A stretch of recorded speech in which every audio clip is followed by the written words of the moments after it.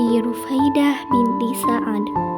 Rufaidah lahir di Madinah pada tahun 570 Masehi. Ia termasuk kaum Ansor, golongan pertama penganut Islam di Madinah. Dalam karya milik Muhammad Hamid, Syuar min Hayat al-Sahabiyat, disebutkan nama sahabiyah ini adalah Rufaidah binti Sa'ad Bani Aslam al-Khazraj. Namun ia lebih dikenal dengan nama Rufaidah. Panggilan itu sendiri dinisbatkan kepada marganya Aslam, klan dari suku Khazraj di Madinah. Ia berasal dari golongan para tabib. Ia memiliki seorang ayah yang bernama Sa'ad al-Aslami. Ayahnya adalah seorang tabib terkemuka, bahkan seorang pimpinan atau imam para tabib di kalangan masyarakat kota Madinah. Ayahnya juga dikenal memiliki kemampuan pengobatan yang terkenal di seluruh jazirah Arab.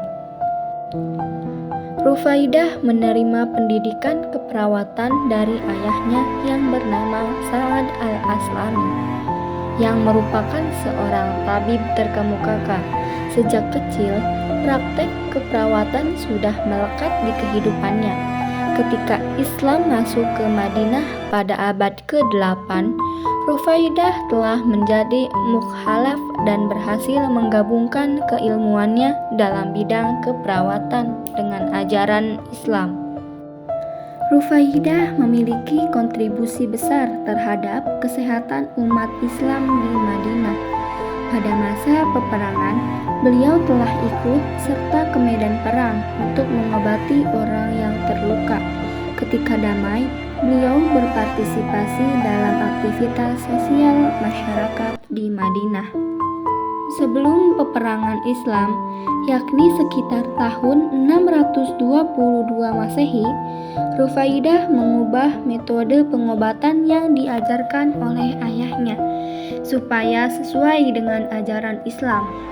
Ketika peperangan Islam berlangsung sekitar tahun 623 sampai 630 Masehi, beliau siap sedia dalam mengobati tentara Islam yang terluka akibat perang. Beliau juga membawakan makanan dan minuman untuk semua mujahid yang berperang bersama dengan para wanita yang lainnya. Rufaidah juga mendirikan rumah sakit yang dikenal sebagai tenda palang merah pertama dalam sejarah manusia. Umumnya, rumah sakit ini digunakan ketika peperangan karena dapat berpindah-pindah. Rumah sakit ini dikelola oleh para medis wanita yang terlatih. Rasulullah SAW memerintahkan sahabat beliau yang terluka ketika peperangan untuk datang ke tenda Rufaidah. Akhirnya, rumah sakit ini dikenal dengan nama Khaimah Rufaidah atau tenda Rufaidah, yang kemudian menjadi latar belakang penyebutan Rufaidah sebagai Mumarridah al-Islam al-Ula atau perawat wanita pertama dalam sejarah Islam. Atas keterlibatannya dalam peperangan Islam, Rufaidah mendapat penghargaan khusus dari Rasulullah SAW berupa sebuah kalung indah karena beliau telah mengorganisir para perawat dan peran penting sebagai perawat yang berkontribusi terhadap jalannya perang. Informasi mengenai akhir hayatnya masih samar, akan tetapi terdapat satu hal yang pasti, yakni bahwa beliau tidak pernah pindah ke tempat manapun sehingga dapat dipastikan bahwa ia meninggal di kota kelahirannya, yaitu Madinah. Rufaidah al-Aslamiyah dalam ilmu keperawatan sebelum Islam masuk ke Madinah. Rufaidah al-Aslamiyah telah dikisahkan sebagai dokter perempuan pertama dalam Islam oleh Ummu Farida dalam karyanya yang berjudul 25 Perempuan Teladan atau para istri, putri, dan sahabat perempuan Nabi SAW. Hal ini menunjuk kepada pembagian kerja antar perawat dengan dokter pada abad ke-7. Tidak begitu dijabarkan, keduanya menjadi bias, karena hampir melakukan hal yang sama.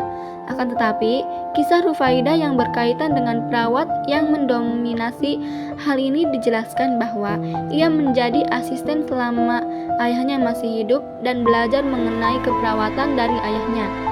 Jika kita lihat peranan ia dengan konteks hari ini, peranan ia lebih mendekati kepada praktek keperawatan. Kajian kali ini akan melihat peranan Rufaidah al-Aslamiyah setelah Islam masuk ke Madinah. Islam masuk ke Madinah sekitar tahun 622 Masehi atau 1 Hijriah, tepatnya pada 12 Rabiul Awal tahun ke-13 kenabian.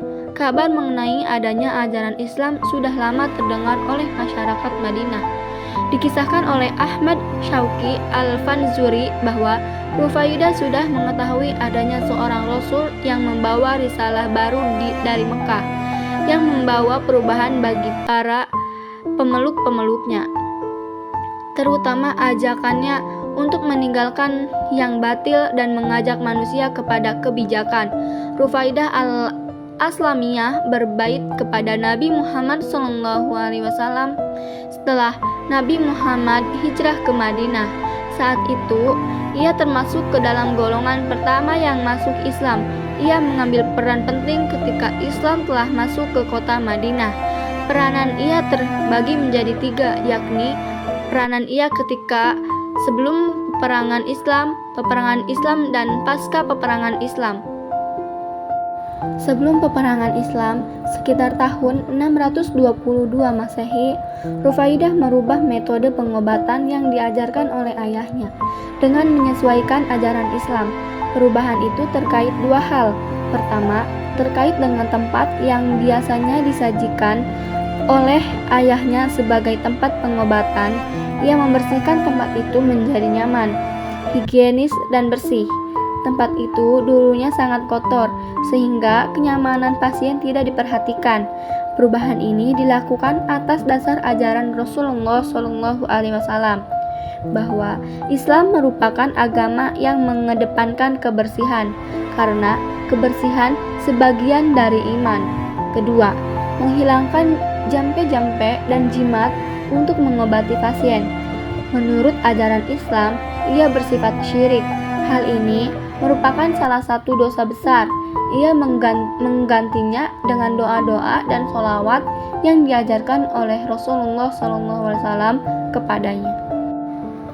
Atas perubahan-perubahan itu, ia memiliki keutamaan pada zamannya. Ia melakukan pengobatannya kepada setiap pasien-pasiennya, selalu diiringi dengan berdakwah tentang keutamaan Islam. Ia meminta kepada pasiennya yang sedang terkena penyakit untuk meminta perlindungan Allah atas apa yang telah dideritanya. Di tahun yang sama, ia juga telah mendirikan sekolah keperawatan pertama di dunia Islam. Meskipun lokasinya tidak dapat dilaporkan, ia memimpin sekaligus mendidik para wanita muslim di bidang keperawatan atas izin dari Rasulullah SAW. Maka dari itu, ia tidak hanya menghasilkan perawat, tetapi juga mengikuti perintah Nabi Muhammad untuk memajukan pendidikan bagi para gadis dan wanita muslim.